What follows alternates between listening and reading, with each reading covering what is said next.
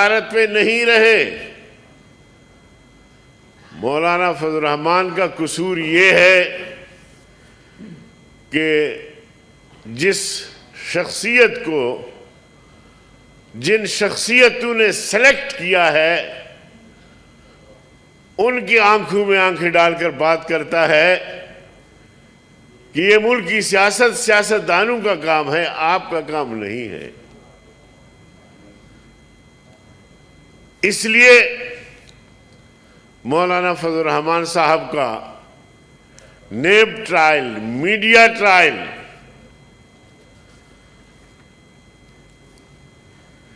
और अगर वाकई जैसे हम कहते हैं और है भी इसी तरह, तो फिर जनाब चेयरमैन साहब आपकी तवस्सुस से, इस हाउस की तवस्सुस से हम टुकड़े टुकड़े हो जाएं, नेब में पेश नहीं होंगे। इसलिए कि वो पहले पगड़ियां उछालता है, पहले बदनाम करता है, रुस्वा करता है और उसके बाद फिर गिरफ्तारी के बाद कहते हैं कि जी कुछ नहीं निकला और होगा भी कुछ नहीं इंशाअल्लाह। मौलाना फजल रहमान पे इस तरह के इल्जामात कि 2 अरब के इधर उनके जायदाद है जनाबे वाला इस्लामाबाद में। मौलाना फजल रहमान कहते हैं कि अगर 2 अरब 3 अरब के जायदाद हैं तो उन जायदादों के कागजात तो लाओ मेरे पास, मुझे दिखाओ तो सही। इसी तरह दुबई में कारोबार है तो सऊदीया में कारोबार है तो पाकिस्तान में कारोबार है, तो जुबानी कलामी मीडिया ट्रायल, नेब ट्रायल ला के दिखाओ तो सही। तो इस किस्म के झूठे इदारे को जो कि किसी के कहने पर वो हमारी पगड़ियां उछालता है, तो उनके इस किस्म के फैसलों को, इस किस्म के कवानीन को जो सियासतदानों के पगड़ियां उछाले, उनको रुस्वा करे, मैं ऐसे कवानीन को जूते की नोक पे रखता हूं। ये मजाक बना दिया है पाकिस्तान को। माशी तौर पे पाकिस्तान तबाह हो गया है।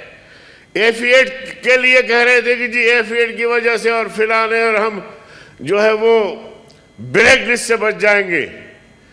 F8 के कहने पर आपने कानून साजी भी की, उनके जो फरामीन थे वो भी मान लिए आपने, लेकिन क्या हुआ? कोई पाकिस्तान माशी तौर पे तरक्की के शाहराह पे गामजन हुआ? आपका जो GDP ग्रोथ है, अगर आप उसको 0.4 पेश करते हैं तो ये आप आगे बढ़े हैं या पीछे गए हैं? जनाबे वाला, अगर ये 2-2.5 साल में आप अपने वादों पे अमल दरामद कराते, आप मुल्क की मईशत को आगे ले जाते, कहते हैं जी इनको हम आईना दिखाते हैं, आप आईना दिखाएं, हम आपको दिखाते हैं।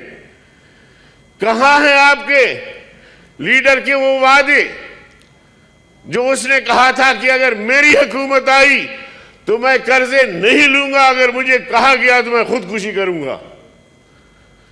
इस पर तो पैसा नहीं लगता जनाब चेयरमैन, इस वायदे पे तो ये अमल दरामद कराएं। कहां है वो आपके लीडर की दावे कि मैं 1 करोड़ नौजवानों को रोजगार फराहम करूंगा? कहां है वो आपके लीडर के वो दावे कि 50 लाख लोगों को घर बना के चाबियां उनके हवाले करेंगे? आज गरीब भूखे मर रहा है। चेयरमैन, मुझे आप इजाजत दें, गरीब इस कोरोना में हॉस्पिटल के सामने जाता है, उसके पास पैसे नहीं होते हैं। ये गरीब खुद है या उसके बेटे या बेटी या बीवी है, तड़प तड़प के अस्पताल के सामने मरता है, इनको वो ख्याल नहीं आता।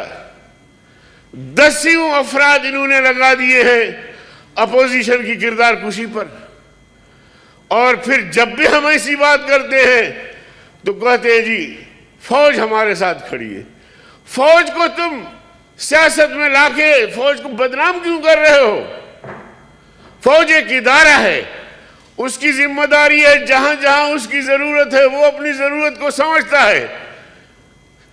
तुम हर बात में कहते हो कि जी इदारे हमारे पीछे खड़े हैं, आर्मी हमारे पीछे खड़ी है। تو جناب والا آرمی کے پیچھے چھپ کر حکومت نہیں چلائی جا سکتی، جھوٹ بول بول کے حکومت نہیں چلائی جا سکتی۔ آج بھی وہ مجھے بتائیں کہ انہوں نے معاشی طور پر کتنا ترقی کیا ہے۔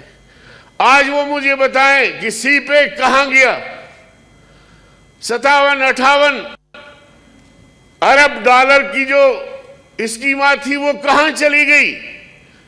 آج آپ کی معیشت بیٹھ گئی ہے۔ میں ڈر اس بات سے رہا ہوں کہ اللہ کرے وہ دن نہ آئے کہ آپ کے پاس پیسے نہ ہوں جو ملازمین کو تنخواہ دے، آپ کے پاس پیسے نہ ہوں جو سینٹ کو چلائیں، آپ کے پاس پیسے نہ ہوں جو قومی اسمبلی کو چلائیں، اداروں کو چلائیں۔ جناب والا سوویت یونین ایسے نہیں ٹوٹا۔ سوویت یونین کے پاس اسلحہ بھی تھا، ایٹم بم بھی تھا، راکٹس بھی تھے، میزائل بھی تھے، لیکن افغانستان میں جب اس نے مداخلت کی، شکست و ریخت کا سے دوچار ہوا، اس کی بنیادی وجہ یہ تھی کہ اس کی معیشت کمزور ہو گئی اور تقسیم ہو کر رہ گئی۔ تو اس لیے خدارا تم کہاں لے جا رہے ملک کو؟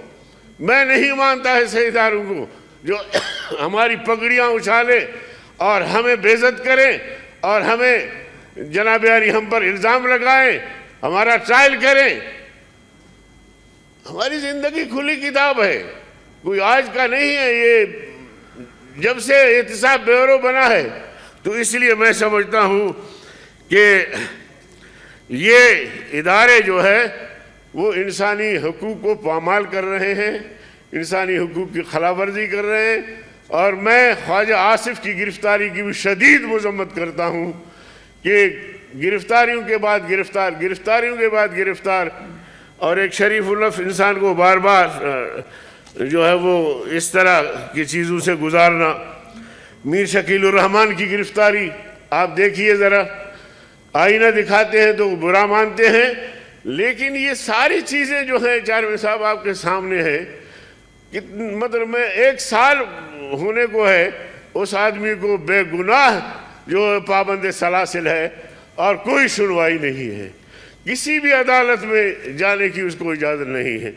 تو میں انہی باتوں پر اکتفا کرتا ہوں، اور پھر یہ کہنا چاہتا ہوں کہ نیب جو انتقامی ادارہ بن چکا ہے اور اسی طرح ہماری پگڑیاں اچھال رہا ہے مسلسل، پھر اس کے توسط سے میڈیا ٹرائل کیا جاتا ہے اور ایسے بے ضمیر اینکر ہائر کیے جاتے ہیں جو ضمیر فروش ہے، اور وہ مسلسل ہماری کردار کشی کر رہی ہوتی ہے۔ تو ان کا بھی نوٹس لیا جائے جناب چیئرمین۔ بہت شکریہ آپ کا جی۔ جو ایسے قوانین کو آپ نے کہا نا جوتے کے نوک پہ، یہ ایکسپنج کر دیں گے،